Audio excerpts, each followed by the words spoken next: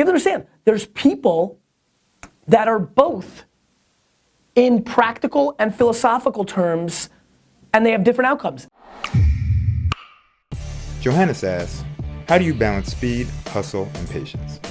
This is the best question because the truth is, I really believe that I'm a bridge, right? I'm pulling equally very aggressively from both sides, that I'm a human contradiction, that if you really watch the show and it throws people off as they get deeper into my content, that oftentimes I'm saying things that contradict themselves because the truth is they both live in real life at the same time, and it's about finding that cadence and balance to guide through. I am massively, at a global level, patient.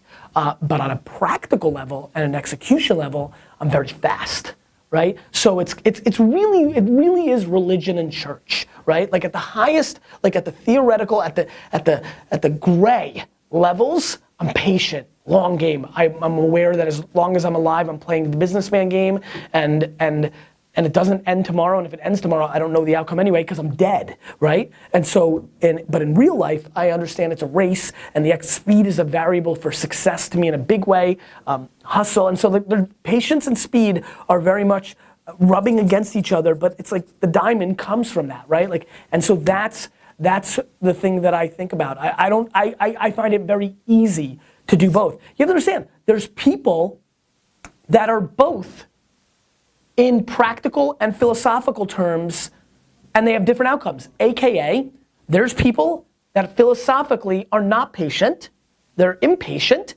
and they're fast.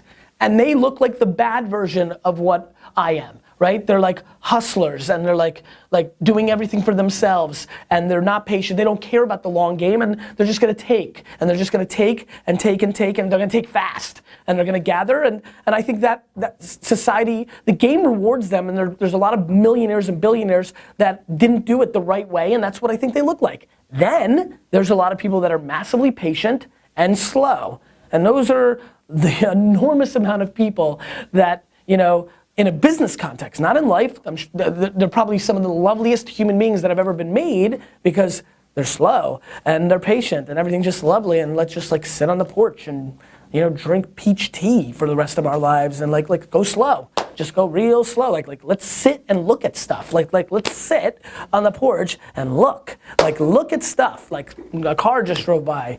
Great. Like, I mean, like that, you know, is not interesting to me either.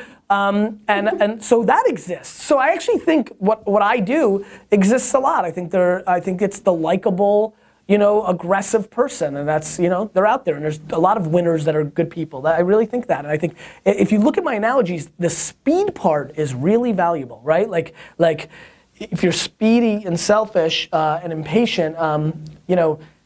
I think the other thing about the lack of patience and fast, you don't have to be a bad person. I think it leads to mistakes, right? That's another variable layer here. You know, it's funny that my brain went that first narrative. Here's a second narrative. You're going fast, you're not patient, so you rush the outcome and you leave money on the table. You sold the company too soon. You weren't as profitable as you could have been because you missed things because you didn't see it because you weren't tactful. And so, you know, I think it has essence of strategy.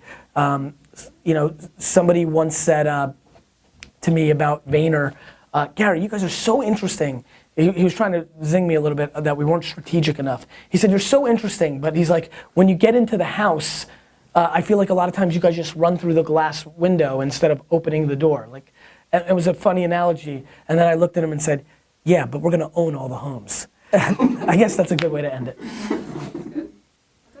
Cool.